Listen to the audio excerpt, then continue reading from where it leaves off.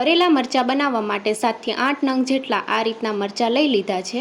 મરચાંને આ રીતે સ્લીટ કરી લઈશું અને બીનો ભાગ અને નસનો ભાગ કાઢી લઈશું, જેથી તીખાશ ઓછી થઈ જાય છે। ભરેલા મરચાંનો મસાલો તૈયાર કરી લઈશું।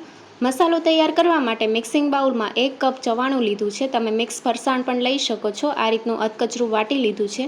મિક્સિંગ બાઉલમાં ચવાણાનો ભૂકો ઉમેરશું। ચવાણામાં બધા મસાલા હોય છે, પણ મસાલો આપણે જ્યારે મરચાંમાં ભરશું તો થોડું ફીક્કું લાગશે, એટલા માટે 1 ચમચી લાલ મરચું પાવડર, 1 ચમચી ખાંડ અને અડધા લીંબુનો રસ ઉમેરશું। સાથે 1/4 ચમચી ગરમ મસાલા પાવડર, થોડા કોથમીરના પાન ઉમેરશું। 1 ચમચી તેલ ઉમેરીને મિક્સ કરી લઈશું। મસાલો તૈયાર થઈ ગયો છે। હવે મરચાંમાં આ રીતે ભરી દઈશું। તો પ્રેસ કરીને ભરવાનું છે, જેથી ભજીયા બનાવતી વખતે મસાલો બહાર ન આવી જાય। તો આ રીતના બધા મરચાં ભરી લીધા છે। હવે બેટર તૈયાર કરી લઈશું। મિક્સિંગ બાઉલમાં 1 કપ ચણાનો લોટ ઉમેરશું, સાથે 2 ચમચી ચોખાનો લોટ, અડધી ચમચી અજમાને હાથેથી ક્રશ કરીને ઉમેરશું, હિંગ, હળદર પાવડર, સ્વાદ પ્રમાણે મીઠું ઉમેરીને બધા મસાલા લોટમાં સારી રીતે મિક્સ કરી લઈશું। હવે જરૂર પ્રમાણે પાણી ઉમેરીને થીક બેટર તૈયાર કરી લઈશું। આ રીતનું બેટર તૈયાર થઈ ગયું છે। રિબનની જેમ પડે એ રીતની કન્સિસ્ટન્સી રાખવાની છે। 15 મિનિટ માટે ઢાંકણ ઢાંકીને મૂકી દઈશું।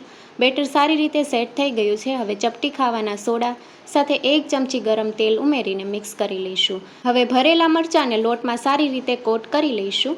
હવે મીડિયમ ગરમ તેલમાં મરચાંને ફ્રાય કરી લઈશું। જ્યારે મરચાં ઉમેરીએ ત્યારે ગેસની ફ્લેમ હાઈ રાખવાની છે।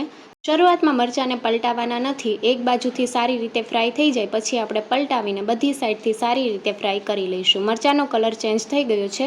ભરેલા મરચાં તૈયાર છે। એક પ્લેટમાં કાઢી લઈશું। Thank you for watching.